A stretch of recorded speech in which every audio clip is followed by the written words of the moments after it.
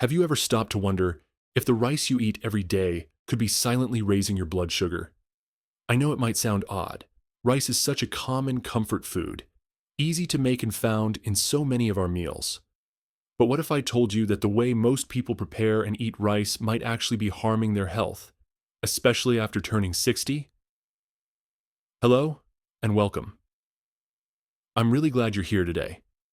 This video isn't about fear, it's about hope, and it's about taking control.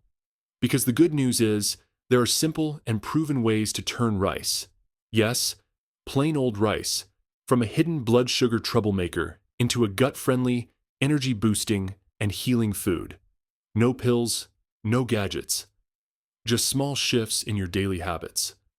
After spending years focused on senior health, I've seen so many older adults take all the medications, follow every guideline, yet still struggle with high blood sugar, stubborn belly fat, and digestive trouble.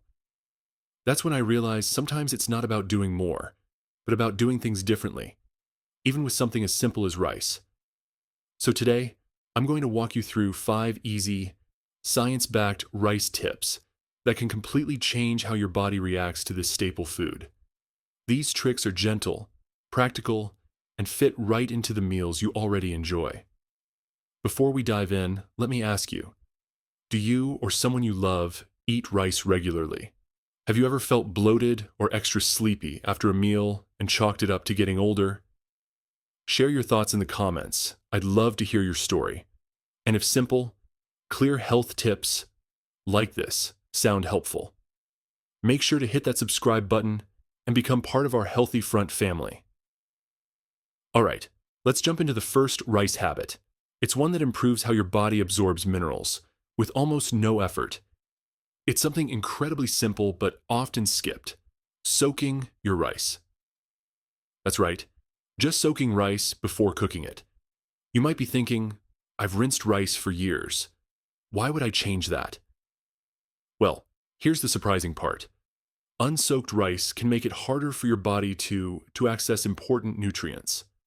Rice, especially brown and white, has a natural compound called phytic acid in its outer layer. And while it's not harmful in small amounts, phytic acid can bind to key minerals like calcium, iron, and zinc, and prevent your body from absorbing them properly. For seniors who may already be dealing with weaker bones, tiredness, or low immunity, this is more important than it seems. The solution? Just soak your rice, like many of our parents or grandparents used to.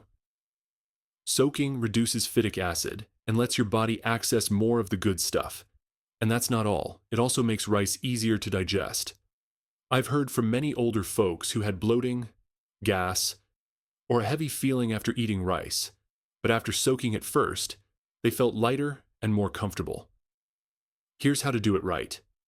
Rinse your rice under cool water, then let it soak in warm water for 30 to 60 minutes before cooking. This softens the grains, hydrates them, and breaks down tough compounds that can upset your gut. Even 30 minutes helps. But don't soak for more than 3 hours, especially in warm temperatures, because bacteria can grow and spoil the rice. I remember a 72-year-old woman who lived an active life but had digestive sensitivity. She began soaking her rice, and within weeks, she no longer felt uncomfortable after meals. She called it her little miracle. So simple. No fancy gadgets, just water, time, and awareness. But the benefits? Better digestion, stronger nutrient intake, and more energy after you eat. Give it a try. And if you've already been doing this, tell us how it's helped you in the comments. Or, if it's new for you, what's been holding you back? Now, if that sounded simple, wait until you see what a single spoonful of vinegar can do. Let's talk about tip number 2, one of the most surprising and powerful rice tricks out there: adding a touch of vinegar. Yes, vinegar in rice. You might think that sounds strange. Won't it ruin the taste? But stay with me, because just 1 tablespoon of the right vinegar can improve blood sugar, digestion, and even boost your energy after eating. Here's why. Natural vinegars, especially apple cider vinegar, contain a compound called acetic acid. Acetic acid slows how fast your body digests carbohydrates. That means your blood sugar doesn't spike so fast after a meal.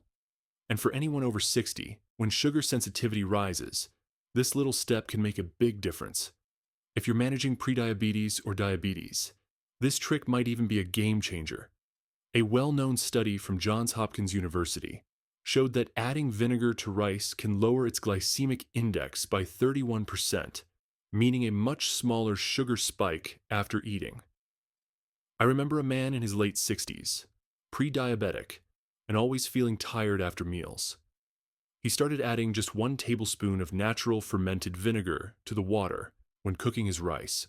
After 2 months, his blood sugar readings were more stable. He felt sharper, less sluggish, and more in control of his meals. So how can you try this at home? It's easy. When you add water to your rice cooker or pot, just mix in 1 tablespoon of natural fermented vinegar, like raw apple cider vinegar. That's it. And no, it won't taste sour. In fact, many people say it makes the rice taste fresher or lighter. One important note: always use natural, fermented vinegar. Avoid synthetic or flavored versions. They don't have the same benefits and could upset your stomach if you're sensitive. If you're new to vinegar or have a delicate stomach, start with half a tablespoon and build up as needed. This one small step is so easy to try, and over time, its impact can be real. Best of all, it's not a drug or a diet. It's just a natural way to support your body. And now, get ready for something equally surprising.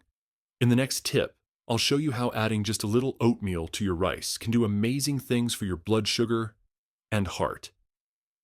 Now here's a clever little trick that most folks don't know: mixing a bit of oatmeal into your rice. Yes, oatmeal. You probably already know it's good for the heart and digestion. But what's amazing is how a small amount blended with rice can seriously help how your body manages sugar and even support healthier blood vessels over time. Let me explain. Oatmeal contains a special kind of soluble fiber called beta-glucan. Once you eat it, this fiber behaves like a gentle sponge. It moves through your digestive system, soaking up bad cholesterol, slowing digestion, and helping keep your blood sugar steady after eating. That's especially important for older adults managing high cholesterol, prediabetes, or blood pressure issues. In fact, a study from the National Institutes of Health showed that mixing a little oatmeal into rice could reduce the blood sugar spike after eating by up to 43%. That's a big deal, almost cutting it in half. But the trick is using the right amount. You don't need a lot. That's why we call it the golden ratio. If you're making 1 cup of rice, or about 150 grams, add just 1 to 1.5 teaspoons of plain dry oatmeal, about 5 to 7% of the total. It's enough to give you the benefits without upsetting your digestion. Why not add more? Because while oatmeal is great, too much at once, especially for seniors, can cause bloating or make you feel too full. Gentle balance is key. I've seen this small trick work wonders. One woman in her mid-70s had high cholesterol and early signs of diabetes. She began adding just a teaspoon of oatmeal to her daily rice. Within a few months, her blood tests improved, and even more importantly, she felt better. She had more energy, clearer thoughts, and less heaviness after meals. Just a quick reminder: if you have kidney issues, be sure to speak with your doctor before increasing your fiber or whole grain intake. Everyone's body is different. Now that we've helped your rice lower blood sugar and support healthy cholesterol, let's move on to something golden, used for generations to help the body respond to insulin naturally.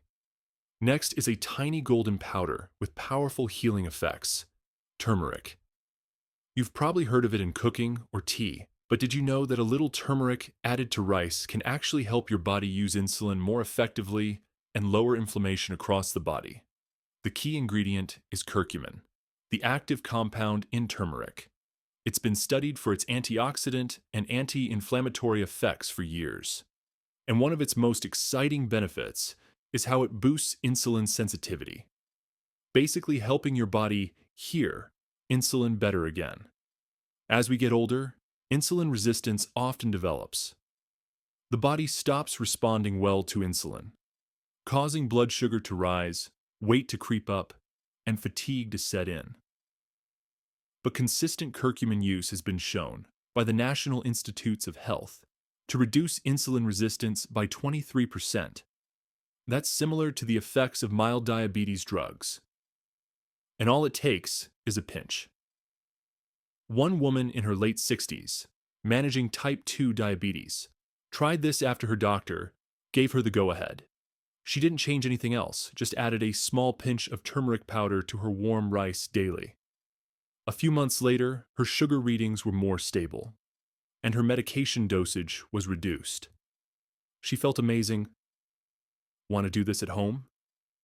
After cooking your rice, and while it's still warm, sprinkle 1 to 2 small pinches of pure turmeric powder and stir it in. The heat releases its oils and aroma.